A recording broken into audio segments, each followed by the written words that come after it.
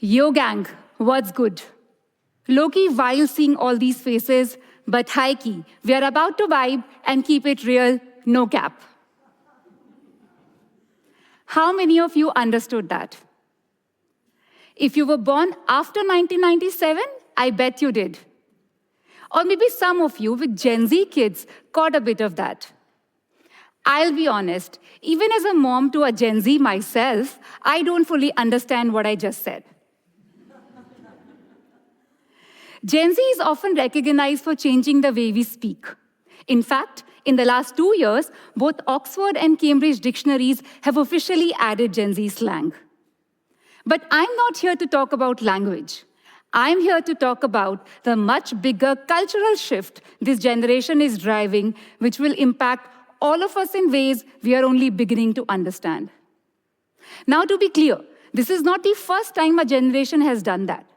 Back in 1960s and 70s, the baby boomers reshaped US economy. They fueled America's post-war growth and ignited social and cultural changes driven by their activism and pop culture.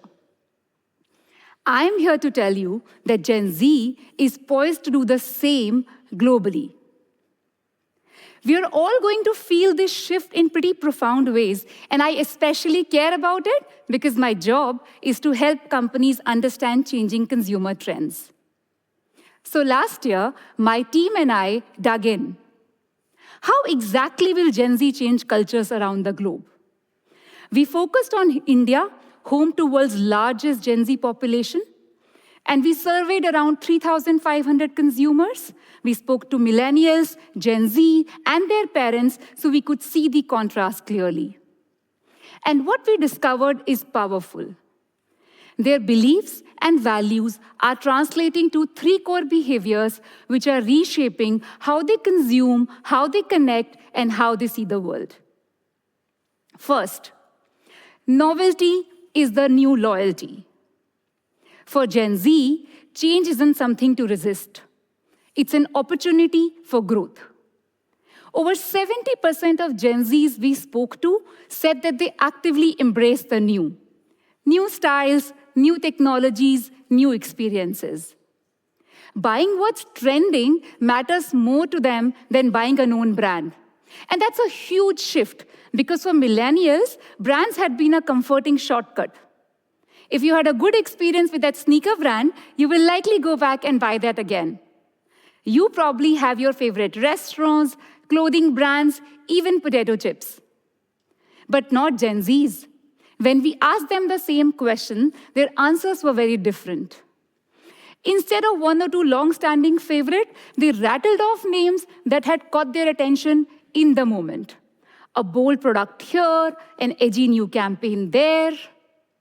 And it's not just brands. Their craving for new shows up in everything. We met this one young man in his first job in marketing. But 6 months in, he was already doing a design course online, getting ready for a career jump. We also met this woman named Zara, who loves to travel, and she was always looking out for the most unusual stays she can find. For brands, managers, and institutions, this is a wake-up call. The Gen Zs in the room would tell you that goodwill and reputation are no longer enough.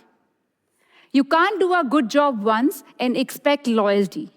You have to keep earning their attention again and again and again by staying fresh and relevant. Second, traditions, but with a twist. There's a common myth about Gen Zs that they have turned their back on tradition, that they don't care about festivals or Indian clothes or the sweets that we grew up with. But when we listened to them, we found something surprising.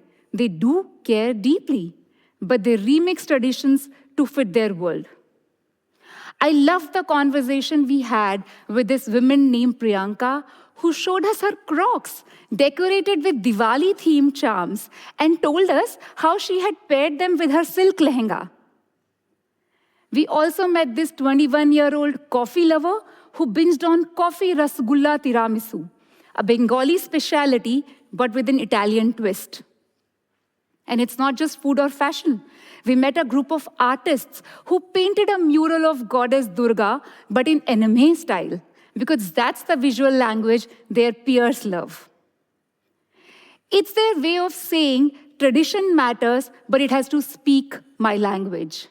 And with billions of Gen Zs remixing across music, food, fashion, art, they're reinventing culture, keeping the past alive while making it a part of the future. For brands, this is an exciting opportunity to get creative, to take what's timeless, but reimagine it with modern designs, digital formats, and global influences.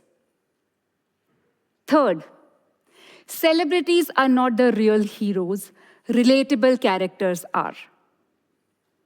For Gen Zs, role models have changed. Success and talent alone don't inspire them.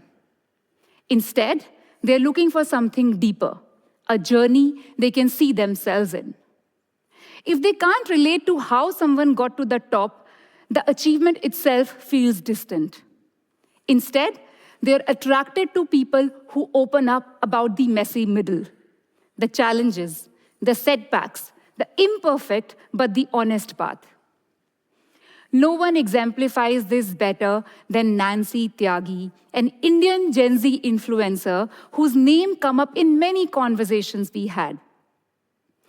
She had started out posting videos of herself making clothes from scratch.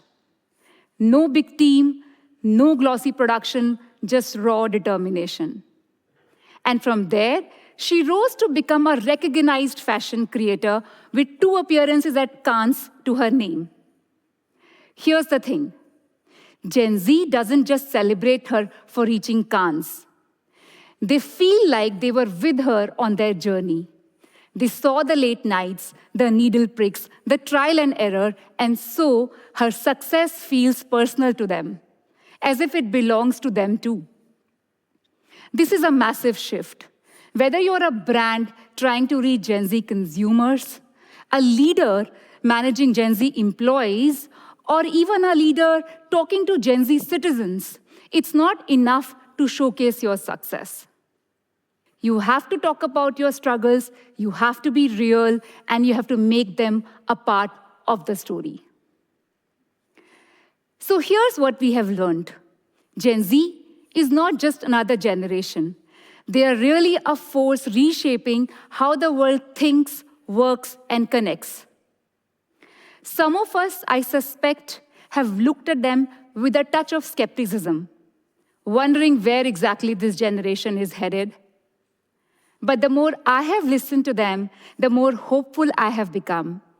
Because when you go beyond the slang, beyond the restless energy, you discover something powerful.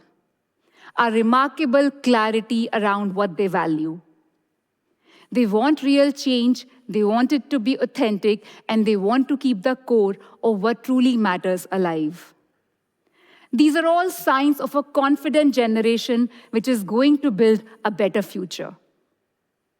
And so, the question for those of us who are not Gen Z is simple. Will we cling to the comfort of what we already know? Or will we step forward into the future that they are already creating? And for the Gen Zs in the room, keep evolving, keep remixing, keep pushing us forward, because that is what will build a better tomorrow. Thank you.